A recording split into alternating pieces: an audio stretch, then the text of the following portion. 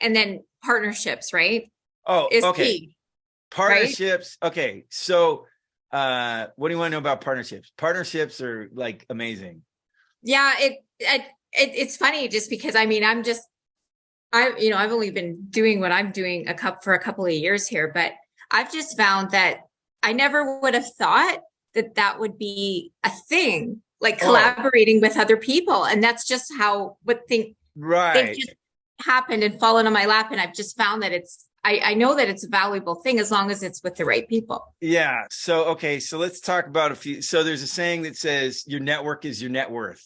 Yes, And, of course. which, a lot of people, don't really ever experience in that in life because Yeah, true. if you're outside that, you got to start someplace, right? And a lot of times people maybe are at this level, but that network or that partnership stratosphere is outside their framework of reference or connections. They have this term called 6 degrees of separation, and supposedly you're 6 people away from any other person in the world, which Okay. they've probably mathematically tested. And but that basically means you're not too many people away from people that are really connected and have Right. Right. amazingly big powerful networks. And I'll give you an example. I'm connected with, we became friends. I was actually at an Infusionsoft conference, and the guy that was speaking was very good on the technical side, but he wasn't doing a good job relating to the business people that were in there. These people were all business people that had licensed the software, and they were going to have people work on it. So there was a big disconnect in his language and their understanding. And Yeah. because of my background, I could see the consternation in their faces, and he wasn't getting it at all. And it was just because different thinking, different language. So they had a short, Q&A after his speech. And I got up, and just from my perspective, seeing what everybody was struggling with, I talked in their language. And instantly there was this like, it was Yeah. like, they'd been frustrated, not hearing the answer they need. And I gave him the answer. Yeah. And I did it in a way not to undermine him, because he was very good at what he did. He was a good speaker Right. within his framework. So as a result, I only did it to help people's mind, get at ease. And a number of people like came up after. I was not expecting this, was not my intention. Came up and started chatting with me, thanked me. And I had this one guy, he waited till the end, and he had an objective. And I could tell he was waiting till the end. So he comes up and he said, "Hey man, I love what you said. Can I buy you lunch?"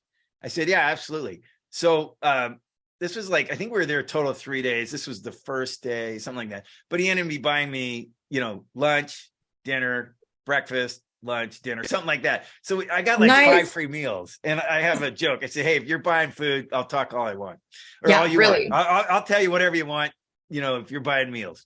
And I enjoy it. I enjoy fellowshipping over meals, good meals. And so he started asking me a number of questions. I started just answering his questions. Well, it turns out he is one of the top innovation gurus in the world. And he's consulted with over 250 Fortune 500 companies, over 250 Fortune 500 companies. Like, And you did not know that when you met him. You didn't know no who he was. idea. Okay. He ended up flying me out to he had this building, he sold it now, but it was a building. He had the top floor, and it was the most magnificent office space because it was designed for innovation. And he would bring in these groups from these huge companies, and they would do these workshops over how to be innovative. And it had a skyline view of Chicago. It was amazing. So he flew me in a few times. I did consulting because he was looking for frameworks because when you're like this, it's very hard to duplicate yourself. So he was looking for frameworks on how to duplicate himself. Well, one of the interesting things is, and I think this is still current, he has the largest LinkedIn group for sales, and it's got close to 1 million people in it. And And as a result, there's a project that just came to me simply because of that connection. That's Wow. absolutely huge. And again, I was doing something completely different. Yeah. And he referred some people. One of the guys on there, he didn't belong with the rest of them, and I couldn't figure it out. And he was on with a couple meetings, and then he wanted to meet with me again. We met again, and then he wanted to meet again. And then I'm like, okay, so what's going on? Where are we meeting? And this does not fit the normal pattern of how people do high ticket sales or sell. And this is one of the things I want to point out. When you're dealing with partnerships or networks or collaborations or joint ventures, this is a relationship. This is long-term.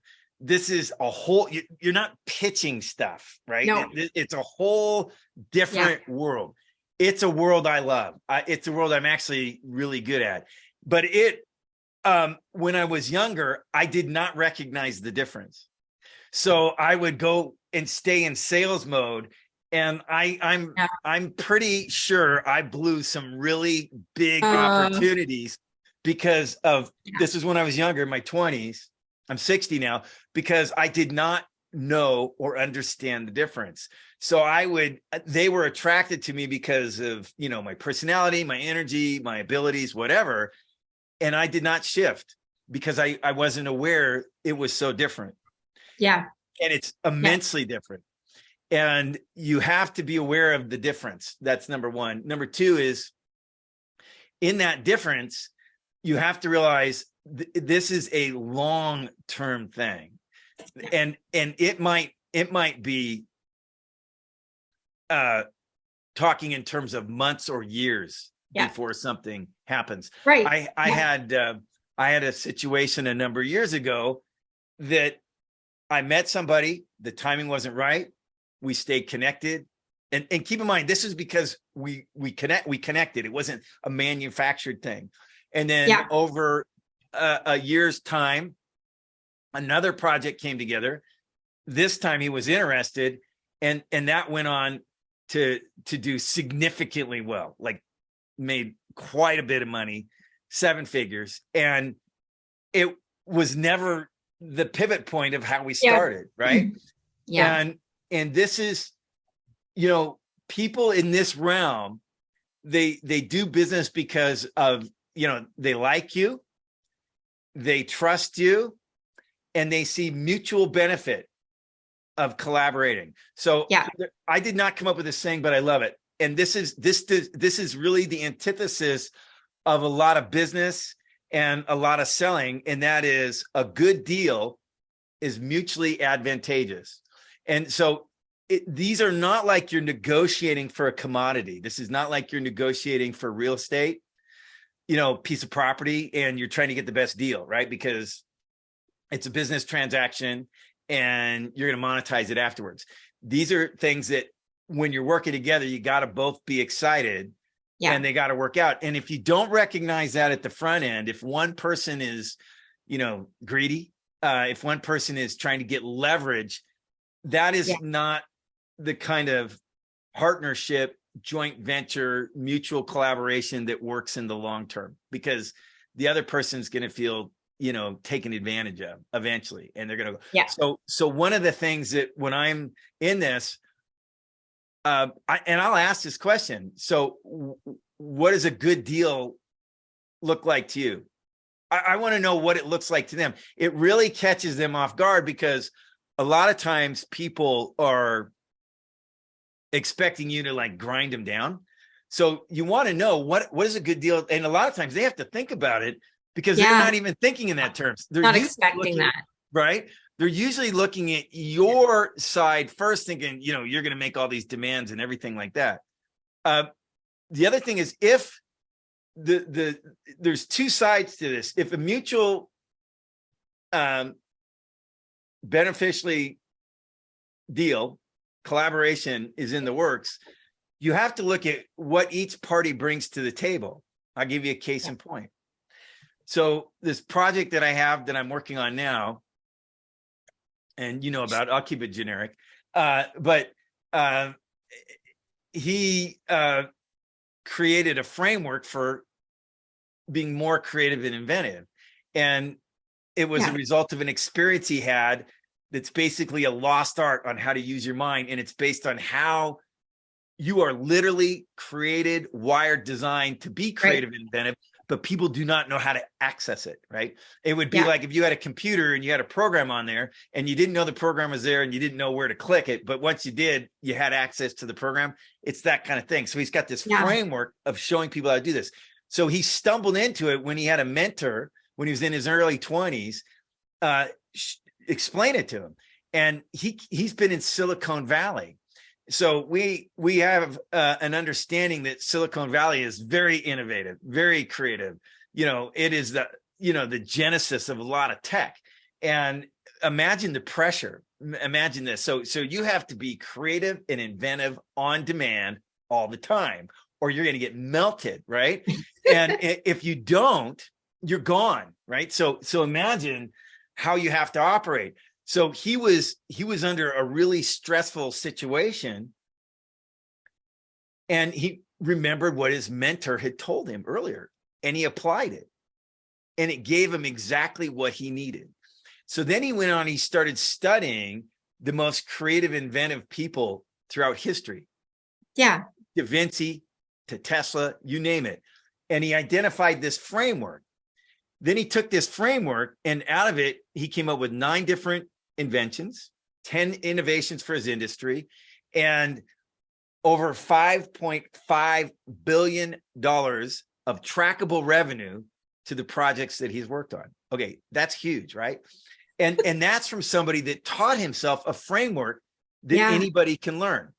So here he comes to me, and where I'm getting with this, the reason why I explain that in such detail is this is him. This is his life's work. This is what he's all about. This is no small thing. We're not selling a widget, right? And I have to be very careful in a couple things. Number one, I have to be aware that this is his baby.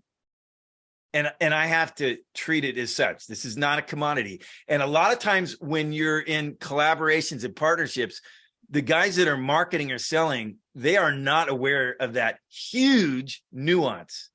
And they will screw things up, and partnerships will fall apart. Deals will go in the toilet because they're treating this person's baby like a commodity. Very important to understand. The next thing to understand is that there's also the problem, because it is their baby. You have to, if there's issues within how it's being done or walked through, you have to have kid gloves on how you manage the progression of where it's at to where it needs to be, and be firm in the areas that it needs to go. And that comes from establishing, knowing your stuff. And so that's where there becomes a balance. They have this amazing thing, but they don't necessarily have the knowledge or the framework to take it to market. So that's where this mutually beneficial collaboration comes together.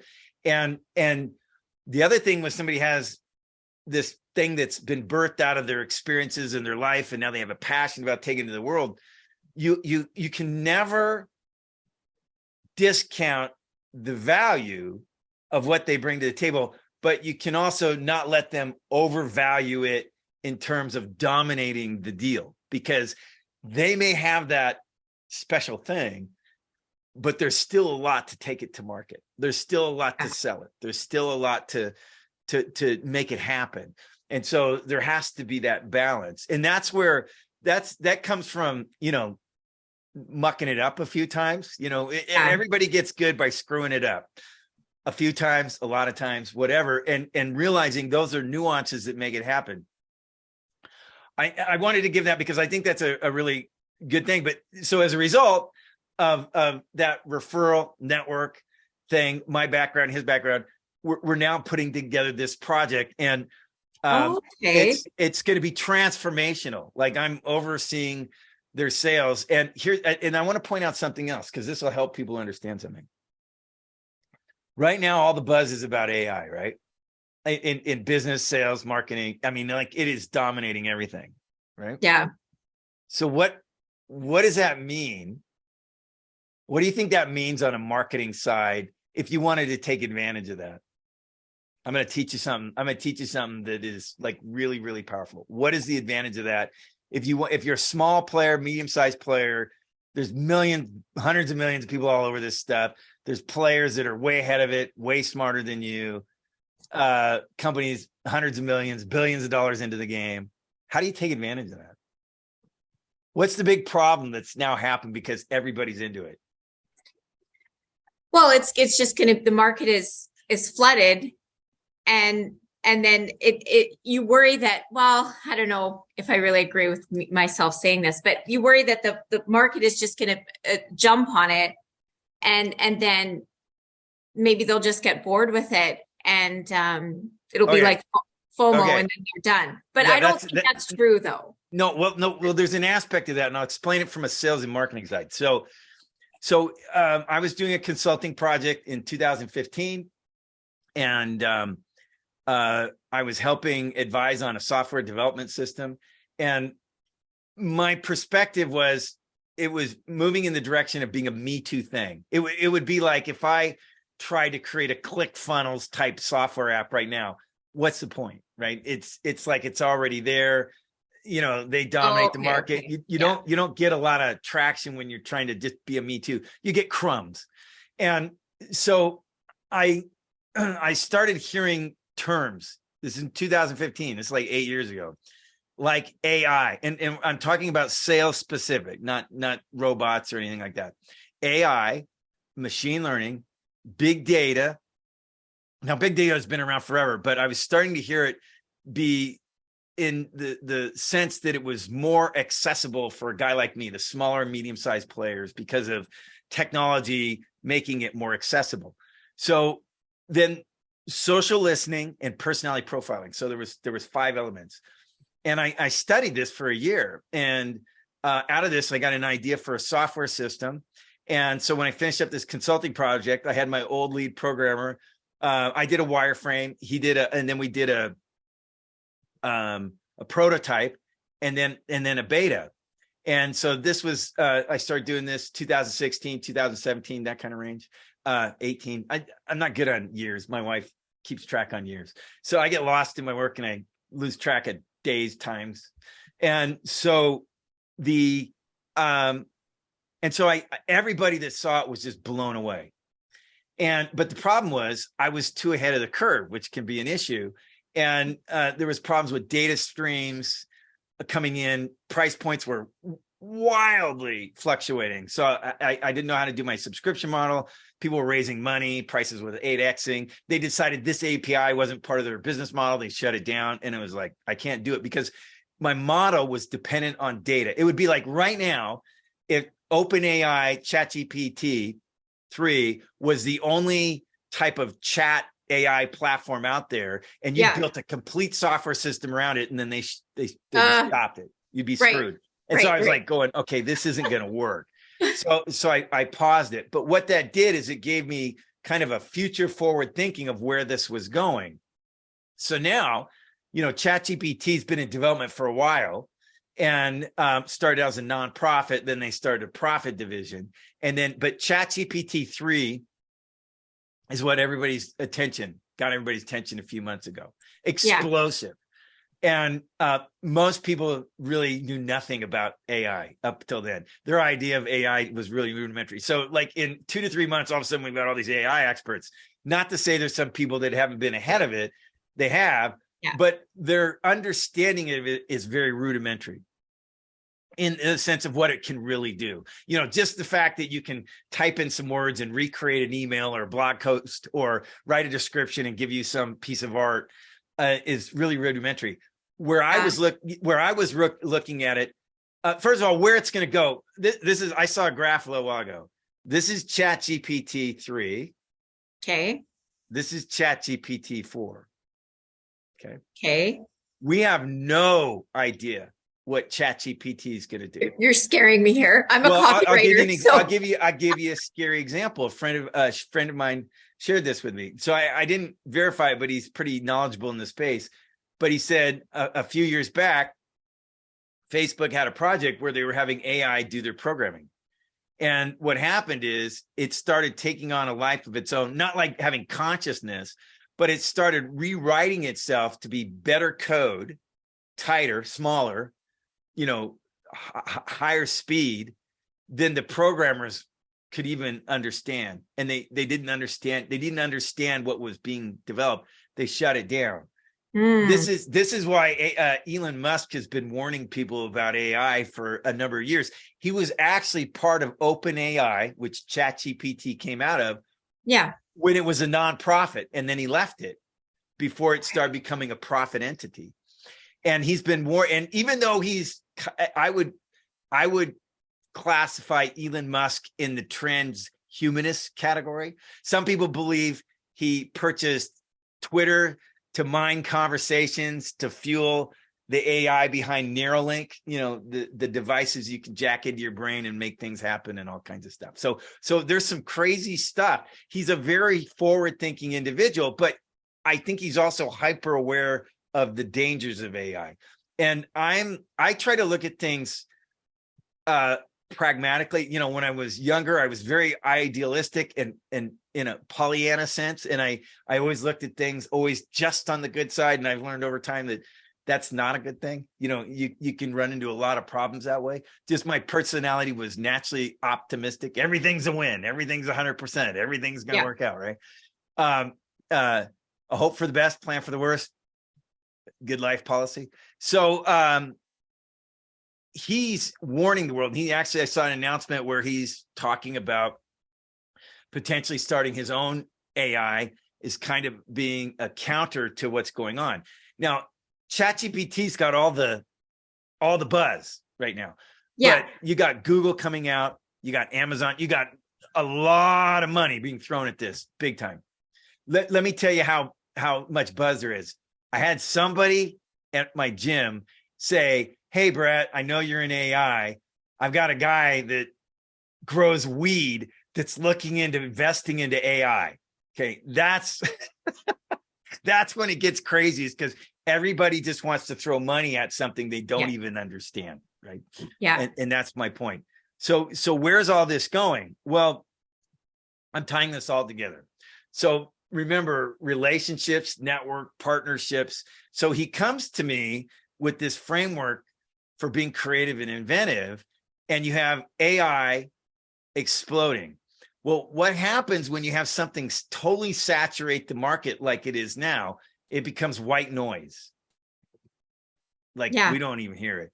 I'm at the place where I see something about ChatGPT. Yeah. You're already there. No, it's not just that. It doesn't mean anything anymore. Everybody's doing it. What there's this thing where you can ride the wave. The players, now there's going to be nuances of new things, but the main players have been preparing for this for years, right? And so there's people that can piggyback on it, like OpenAI. They did their research as a nonprofit. They created a profit entity. They got ChatGPT. Now everybody's licensing it. And so they have a cheap free version, and then they have a more expensive version. It gets really expensive. And the next version, ChatGPT 4, because of what's in it, is going to be even more expensive, right? So because ChatGPT, from my understanding, only went back as far as 2019. So it's not. Okay. I didn't know that. Yeah. So it's a very small data set in comparison to knowledge. Here's the other thing that people don't realize. and I try to look at things very balanced. There's amazing opportunities with ChatGPT, OpenAI, AI in general. But it's my personal opinion, it's much darker down the road than it is positive. So because let me give you an example. Whoever controls the inputs to the AI controls the thinking of the people accessing the AI. Yeah. Yeah, because they're influencing. The other thing is, and there's been some urban myths coming out of this, but I'll just give you an example. If you go to any kind of, and I'm not getting left or right, socialist, conservative. We're not saying which ideology, because I want to make this sure this is politically neutral. It doesn't matter which side of the table you're on in this discussion. Whatever side is in control of that framework is going to be the ideology that dominates the AI access. Bottom line. Yeah. And this is one of the issues that Elon Musk has. And, again, it doesn't matter. We're seeing stuff coming out in the news in the sphere post-COVID that there was a lot of misrepresentation. Again, there was a controlled narrative. If people think that's the first time that's happened, they're nuts. All you have to do is look up Edward Bernays, who was the nephew of Sigmund Freud, and how his work was called propaganda, which was used by Joseph Goebbels to formulate how they brainwashed Nazi Germany, and then find out Edward Bernays, the United States government used the same techniques to brainwash the United States to get behind wars or incursions that shouldn't have happened. And then when propaganda became a negative word, they changed it to public relations. So this is not the first time. So that's one of the big dark sides of AI is whoever if people aren't looking, they're just thinking what I can pull out of it. Well, as this gets more mature, everybody that is politically aware has probably heard about the social credit system, right? So the social credit system is in China. And this basically, it monitors what you do, what you say, how you act, and you get credit based, like if you're good politically, you get to go visit the United States. If you're doing stuff you shouldn't be, you can't get a good job. Your kids can't go to university. And we saw a format of that even in the United States during COVID. This is coming. And it's because the technology allows governments to do this, right? So you're like going, so what's this got to do with partnerships? What's this got to do with ChatGPT? No, I'm thinking all sorts of other things that are exactly. Me so right we now. and I don't want to pivot off that because that's not. Yeah. But this leads back to partnerships and marketing opportunities. So what this guy created with this framework for being creative and inventive is it's the antithesis of AI. AI. And one of the concepts behind people that are top marketers is if you're doing, if everybody's investing, if everybody's putting their money into the stock market, it's time to get out. I was a stockbroker many years ago. And that was one of the things is like, if everybody's excited about something, I mean, like if the baker is asking you what to invest in, probably time to get out, because what you have is you have too many people doing something that's going to be a tipping point for it going off the rails. So from a marketing perspective, if everybody's talking about AI, then a marketing opportunity would really be talking about the antithesis of AI. And why that's so powerful is the AI ChatGPT buzz has already created the market awareness for you. Right. And there's a lot of people knowingly and unknowingly, not understanding why necessarily, they're inherently afraid of AI. Like and it might be because, they watch Terminator and Skynet, right? Arnold Schwarzenegger, that's their idea of AI. Not to say there isn't a little bit of truth in that, but the point is they don't even really know why it's potentially bad, or they may know, like Elon Musk, why it's potentially bad. So when you start talking about, okay, when you have AI and everybody starts looking into AI for their ideas and their creativity and their inventiveness, what happens? You have a bland assimilation of thinking. Right? You become dependent on something that could, like you said, be gone tomorrow. You're bypassing your natural ability to be creative and inventive. And here's what's crazy. He did research, and since the early 90s, there's been a massive decline in innovation and creativity. And here's here's the flip side of that. Now, and this is like McKinsey and other corporate entity studies have done studies, and the number one thing that CEOs value in today's marketplace is creativity. Now, when we talk about creativity, we're not talking about writing a pretty picture. That's art, right? We are talking, and we're talking in the context of business. We're talking the ability to come up with creative, innovative ideas, inventions that lead to monetary gains for companies. I mean, that's the bottom line. People, you just don't want a creative guy that comes in there and goes, la-da. We're looking for things that make the company money. That's if we're talking bottom line, what's the end result? And here's how much. One of the things he says is there's been no real innovative, genre-changing, generational impacting music since the early 90s. So true. And he said the reason, and here's one of the reasons why. I heard this before I met him, but one of the things that they do in the music industry is they have software that analyzes hit music, and then they try to create hit music through software and technology that match the things that people liked in hit songs. Yeah. And so then they're just kind of like mix like a hodgepodge of stuff together and make it sound good. And that's why a lot of people complain that the best music is the independent stuff. The people that are doing it, they're not on the TV. They're not being flashed on the big concerts. All that stuff is now being manufactured and monetized because they have a process in the system. Well, when you do that, you suppress creativity and innovation, right? Yeah, it's like a fine line between the two, because like you said earlier at the beginning here, when you were talking about your friend who was felt like he was on demand, he had to be creative on demand. Or was that was yourself? Yes, exactly. Or that was him. That's him.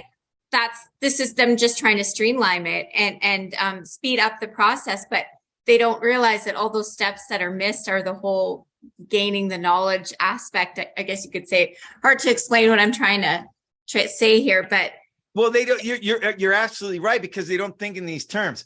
People don't understand what the primary objective is of a corporation. Do you know what the primary, and this is not to make you feel stupid, but do you know what the primary objective is? Because most people don't. I'll ask them this and they won't know. What is the primary objective of a corporation? A wild guess. With shareholders. Well, they want to make money, but they want. But let me define what that means. Let me define what that means. The primary objective of a corporation is to maximize shareholder value. Okay. Now let me, I'm going to go off on a funny marketing slogan, at least funny the way I tell it. And then we're going to come back to what I'm saying there. So, in marketing, you have a thing called unique selling proposition, USP. Exactly. And I know that very well. So watch this. You'll love this. So, so a unique selling proposition is supposed to do two things: position you, and I had a really smart friend tell me this, and deposition the opposition at the same time. Most people think it's just to position you, but it's also to deposition the opposition at the same time. A good one is very, very hard to come up with. FedEx had a brilliant one for years when it absolutely positively has to be there overnight. Okay. I had a UPS account and I had a FedEx account. I had UPS coming by every day in my business, taking packages, bringing packages. The only time I called FedEx is when I wanted a check delivered to me the next day, or I had something I needed to get out the next day. I never used UPS. Why? Yeah. Because FedEx had depositioned UPS when I absolutely wanted to get there the next day. Okay. The USP for Domino's Pizza, fresh hot pizza in 30 minutes or less, or it's free. Okay. Notice they didn't say anything about it being good. Yeah. Because it wasn't. It was crap pizza, right? But they focus on, hey, we'll give it to you fresh, it'll be hot, and we'll give it to you fast, right?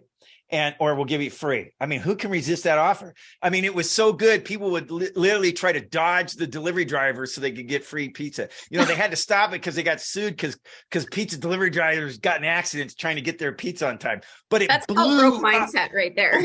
blew up. So both those things blew up the business. So let's go back to what we're talking about with corporations. The corporation's job to maximize shareholder value. That has nothing to do with delivering a quality product. That has nothing to do with taking care of their customers. That has nothing to do with caring about their employees. That's why you'll see companies acquire companies and then, gut them all out. We saw this with Twitter, right? Elon Musk acquires Twitter and he's just brutal. Anybody that's not like 110%, even people who are 110%, he's axing them, right? Why? Because the objective is to maximize his value. It's privately owned and he's ruthless. And so this is in that regard. So we have to understand that when these corporations take on anything, music, for example, they're not caring about creativity in the sense of it being inspirational or uplifting. If it doesn't make the bottom line happen, then they don't care. And so anything that's a bottleneck to that is then taken out of the equation. That's why they want to automate it, systematize it, use AI and all this. Here's the problem. How many companies have we seen? I've seen it happen so many times, it's countless, where you have this great innovative company, they're taking off and then they get acquired by a bigger company. And then the company just push them through their marketing channel. And it's all about distribution. The innovation goes away. And all it is they've got a brand, they drive the brand, and they got product distribution. That's how it happens all the time. And then the original founder, he gets his hundreds of millions, billions of dollars, goes off into the sunset, signs a non-compete for 5 years, whatever. And then he's taken out of the game. And then these guys monetize the brand through their distribution. Okay. Right. This happens all the time. Okay. White labeling, right? Well, it could be used the same brand. I mean, I'll give you, there was a supplement line. I don't want to disparage any company. So by name. So, but this was a great supplement line. Okay. Awesome. Loved it. And then it got by a big conglomerate. They're going to keep the brand name, but they're going to put it through their distribution. We quit taking it immediately because we knew that was going. What happens? They cut costs, right? Change ingredients, change formulas, lose their innovation, products become mediocre, price cutting, all that. That is the standard process. So what is the disadvantage to us, especially if we're small business, medium-sized business, entrepreneurs? That's not our sphere. We don't think like that. We can't operate like that. You don't have, it's like they have direct marketing and they have institutional branding marketing. The difference is I like direct response marketing. It's different than how social marketing is going. I cut my teeth on direct response marketing. Social media marketing is more like attraction marketing. Direct response is, right, get it done, make it like an infomercial or, direct mail. I like that. Attraction marketing is relationship marketing. It's softer. There's an element for it, but I don't necessarily like it as my primary prong because it has limiting factors. I like it on collaborations and joint ventures. But what you have now is this framework where people are trying to figure out how to take their marketing and their positioning and all that and put it into AI. And it's going to fall flat on their face. Now, if you're using it for an idea generator, which is great, that's actually part of his framework for being creative and inventive. But when you're looking at it as an absolute source, you'll start becoming homogenized and have this collective thinking, like the Borg, right? Yeah. And this is what socialism all about is everybody has the same thought processes. You're thinking the same, you're doing the same, we're all in unison. That doesn't work for creativity and innovation. No. The reason why the United States it's declining, has been the most creative, inventive country in the world in history is because all these people that were in other countries that could not be creative and inventive there because of the political system and the social system and the economic system, you know, would pull out their teeth to get here so that they could express their entrepreneurism, their freedom to take their ideas, and develop them to the marketplace. Okay. Yeah. And so we have this short-term crack cocaine, like adrenaline rush on AI coming to the marketplace right now. And everybody's injecting it into their veins. It's the hot buzz, right? And so the guys that like really got on this, figured out how to utilize and all that, you know, they're becoming thought leaders on it. But in essence, all they're becoming is a megaphone for something that's really going to dumb down how people operate and think in long term. So this is this.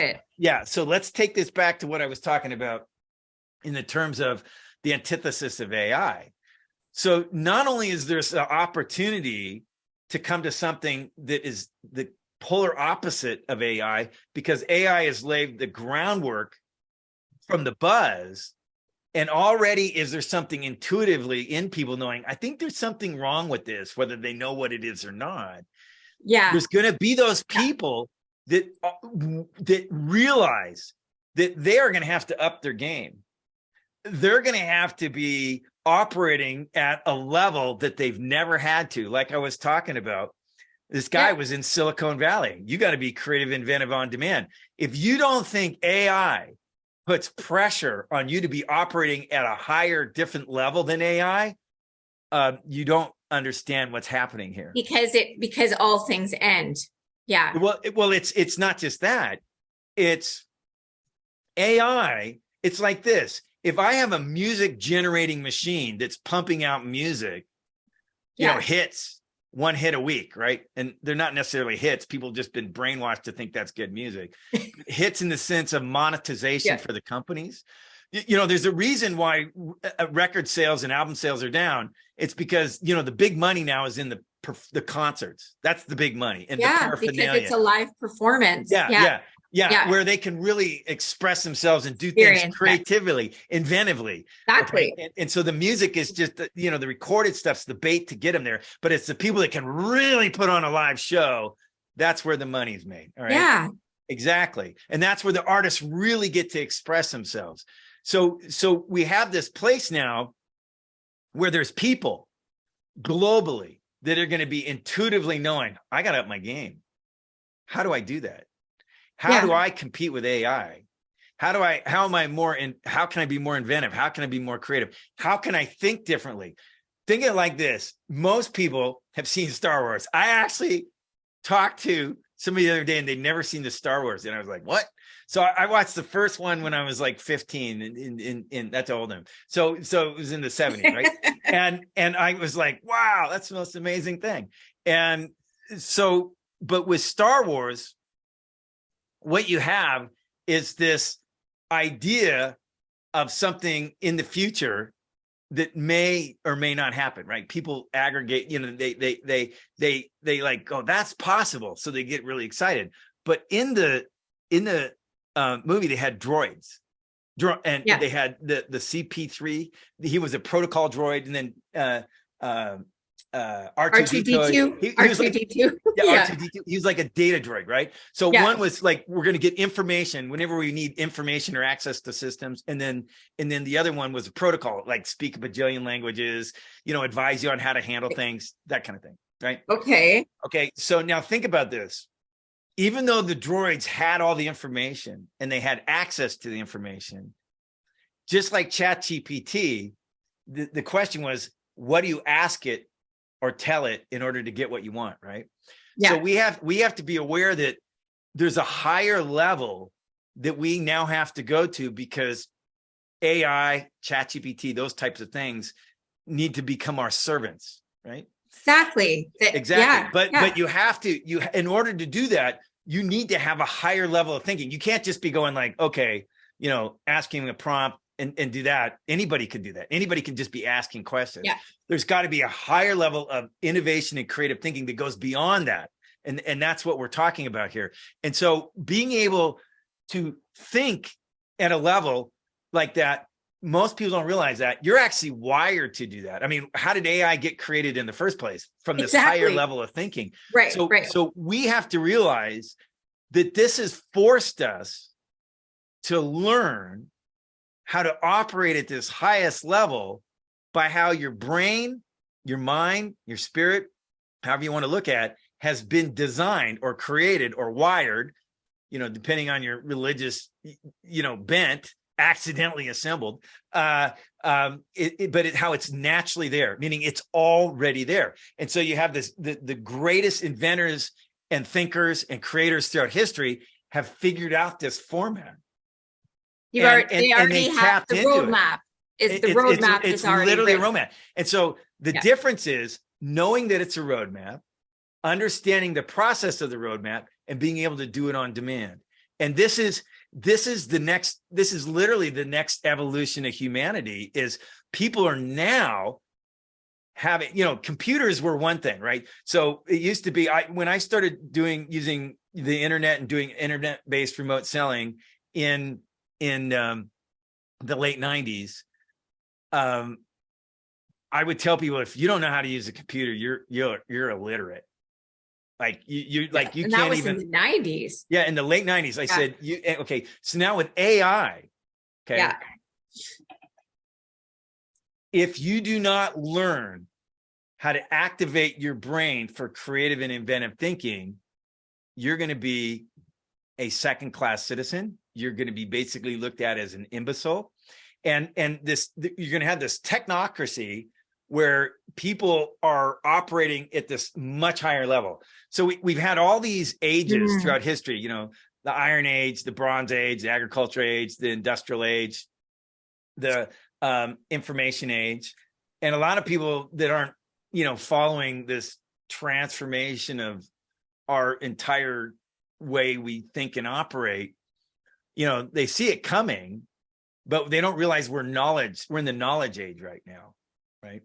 And knowledge is not about having information. Knowledge is about understanding how to apply it, and in new ways, in different ways, right? Innovation. Right. And so think about this. People did not see this coming. And this is why people are so easily led. So, most people don't understand economics. They don't understand the banking system. So the sound bites that they hear in the news and things, they're so easily manipulated. So when we say we need to raise the minimum wage to 15 or 20 bucks an hour, they have no idea all the ramifications of that. When people say, it needs to be 15 or 20 bucks an hour. Okay. And we're not going to get into that.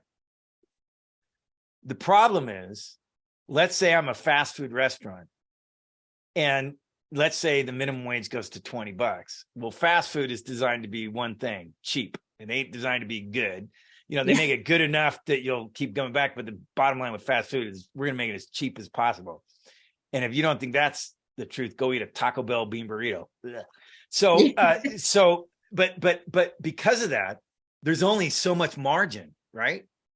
So if I have to pay 20 bucks an hour, and all of a sudden I can't compete in the marketplace, or my prices go way up because of that, what am I going to do?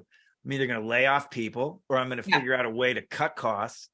And one of the simplest, easy way to do it is get robots to deliver the food. Take the order, take the food. Cashiers are gone. Oh, I thought you were going to say you were going to change the ingredients and make it taste worse. Well, that's happened many times. That's the time proven formula.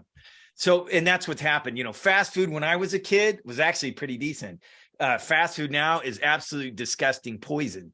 So, there's no milk in a McDonald's shake. That's why they don't say milkshake. Matter of fact, one of the ingredients is what they put in drywalls. So, That's why they make me sick every time I have one. It's not food. It's not food. That's the crazy thing. It's not food. They're literally now talking about, this is a side note, they're literally talking about making meat in the lab. They'll take a culture off a cow and then grow it into a steak. Have nice fun with that. God. And so it's all, and this goes back to maximizing shareholder value. Okay, maximizing shareholder value. It takes a lot of time, energy, and money to raise a good, healthy cow. and all the things that go to bringing it to market. Manufacture meat in a lab, heck, we can cut costs and feed people Soylent Green. And if you know what Soylent Green means, you're going to laugh. So here again, and we've gone out of time. I just want to finish up with this is people have to realize that even though there's this quick rush to ChatGPT, it opens up a can of worms in so many other areas. And most people have not had enough understanding of what AI will really do to even realize they're in the gold rush of the moment. This is going to shift over time.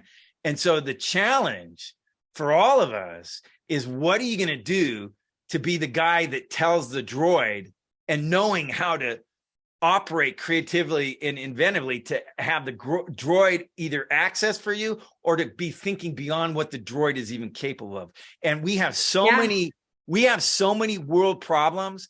If we think all the aggregated information of human knowledge that's now accessible to AI is going to fix our world problems, we're nuts. The guys that have created the world problems, they just make them bigger, and then they charge more money to never, ever fix them. Okay. So what we really need is a collective of people globally that can think at the level that goes beyond an AI controlled world. Yeah. Yeah. It feels like it makes me feel like in the wrong hands of people. It's like a cult, like a religion in itself, like the AI cult. Yeah. Right. Doesn't it feel like that a little bit? It is. It's really interesting. There's some great applications for AI. What I liked about sales is, here's what I really liked about sales. What really attracted me in the way AI is going in sales is, like, for example, one of the biggest problems you have with your CRM is knowing who is ready to buy, who's interested. Yeah. And so with AI and sales intelligence, and in the stuff that these higher level companies are doing, they're monitoring everything: emails, communication, social, response, clicks, and everything. And so it's all behind the scenes, right? So this is all built into the infrastructure of the back end of your CRM. And then basically, as a sales guy, you're going to get Johnny's hot lead. Johnny's a hot prospect. He's got a lead score of 98. Call him tomorrow at 10 a.m. That's when he's most available. And he's got a 96% chance of buying if you offer him this. Wow. Right? Yeah. Now here's the next level. And people don't realize this. Okay.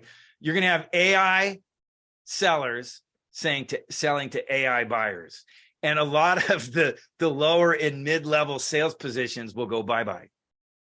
Yeah. People have no idea. I've heard different numbers, but as the biggest number I've heard is up to 40% of the global workforce will be displaced by AI. And you're talking, and this isn't just brick and mortar here. You're talking like this is the online, so that's even worse. Take example, self-driving cars. People have no idea how much if you look at trucks, if you look at cabs, if you look at all these different transportation modalities that require drivers, right? Truck drivers. Yeah. Self-driving trucks, self-driving cars, gone. You don't have to pay a driver. Like how? I don't understand the self-driving thing. Like what about it's still going to happen? It's coming. I think the first time I saw it was in Arnold Schwarzenegger movie. And it was about Mars, but anyways, they had these self-driving cars. But a lot of this futuristic stuff that was in these sci-fi movies, it's going to start happening. And the speed, this is the other thing. And we can, unless you have some more questions, we can finish up. But this is what most people don't get. Our reference point for speed has been obliterated. Like what our lives are now versus what our lives, I literally said in the next, I've been saying since the release of ChatGPT, in the next 3 to 5 years, if companies don't fully embrace sales AI as part of the sales model, they will get dusted. Like they will get completely dusted. It will be the 80-20 rule, but the most of them will be the 80-20 of the 20. Like it's going to be so dominant in the top tier. Everybody else will be just eating crumbs.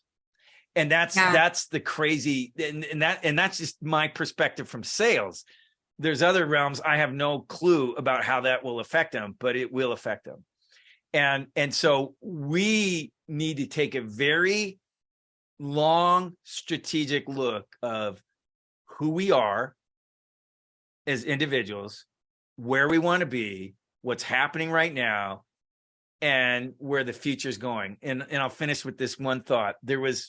When I started looking at the internet, I had moved up to Alaska to be close to my parents. I'd had a couple businesses in Texas, moved up to Alaska. My parents were living up there. My dad's health was declining. Long story short, this was in 98. And back then, people were literally two of the biggest sales marketing gurus out there, Dan Kennedy and Jay Abraham, were saying the internet was a fad, literally. And I got, I think they're wrong. And all I knew, I could search a browser, do an email, and I was adept at ACT Sales CRM. And so it was PC based. So I spent 3 months researching the internet, and I was trying to figure out some things. And I had some questions, and these were my questions. And I think these same questions apply today in a little bit different skew. So my first question is, what is the internet? I was trying to figure out what exactly is the internet, right? And to me, it's a hyperspeed information delivery system. Like you could get information like that, you can send it, access it, and it's still the same today. Yeah. The second thing was where is the hidden opportunity for me? So I'm going to challenge that for everybody. And what I mean by hidden opportunity, it's something you may not know yet. And it's also something that not everybody has gravitated towards. And notice I said for me, and that means for you.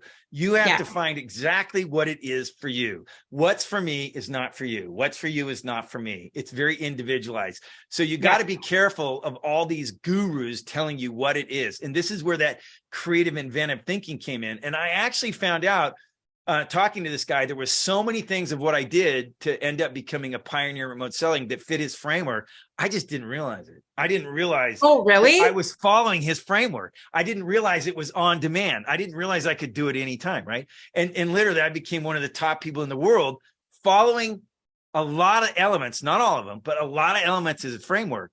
Now, the next thing I said, I do not want to be geographically challenged. Meaning I want to be able to live anywhere. And I think during COVID, that became more and more of a thing. Can I work from home? Can I live in a different area of the country? Can I move to a different country? We now have the ability to live anywhere. And so this opens up a lot of possibilities. And then the last question I had, and this is a challenge everybody, is how can I leverage my innate abilities? Now, your abilities may not be as big as they are, as they need. Your tools, your internal tool set, toolkit, toolbox may not be as big as you want it to be, but you have innate abilities. And what I mean by that is you have some strengths. And when I first started working with using a computer for contact management in 91, I spent a full year cussing at the computer. Mostly it was because the computer sucked. It was an Acer computer. And I will disparage them. I would never buy another Acer again. That computer sucked, and they're still around. That's my laptop right here. I hate Acer. Now they probably have good stuff now, but I literally hated that thing. Hated it, and it was so bad. My wife would have to step in, and my dad would help me with understanding how to use ACT CRM. But I spent a full year cussing at it, and the reason why it was not my natural thing, but I had to learn it. I forced myself to learn it. And then I forced myself to gradually get that. To give you an example, when I first went to college, my major was going to be commercial art. And I decided I didn't want to draw or do art all day for a living. So that ended up pivoting into sales. So, but the point being is you have your innate abilities. So you need to find your strengths, but then you also have to find what are the skills that you need in order to tap into your hidden opportunity that will allow you to go to leverage what's going on here. Because you can't stop it from happening. No, you can't stop it. No. And a piece of advice I would give every single person is and this is actually part of this framework for being creative and inventive, is you need to spend quiet time. You need to spend time where you're pulling stuff in and feeding the wheel of ideas and thoughts. That's part of the framework. Yeah. But you also have to spend time in isolation, and which I did. I spent 3 months in isolation, and I ended up coming up with a 4-part business model that I ended up programming a software system that was like one of the first, if not the first of its kind, and doing things people had never done before. All right. But it required a lot of things that I did not normally do. And this is what we have to understand. Different times require different ways of thinking and doing things. And so Yeah. I know a lot of people are overwhelmed with AI. I know a lot of people are, confused on how to do it, how to employ it. People, the barrage is unreal, right? Yeah. And so this is where separating out from it so that your thoughts are your own. You need to disconnect from all the noise. You're not using Chat GPT to get the answer that you're looking for. All of a sudden, you just become a zombie. Yeah. And it's super easy to do. And all we have to do is look at a generation of young kids, and their whole life is like this. And rather than having a conversation, you're right across from me, and we're just thumb communicating back and forth, and there's no connection whatsoever. It's made people as a whole, I would say, like more like aggressive, and we just want everything now. Yeah. Like we won't, the patience is way worse. It's gone. Because there's nothing. And it's really interesting you just said that, is because incubation of ideas are one of the frameworks for being successful. You're not allowing your brain a time to assimilate things and ponder it and meditate on it and stew on it, whatever word you want to use.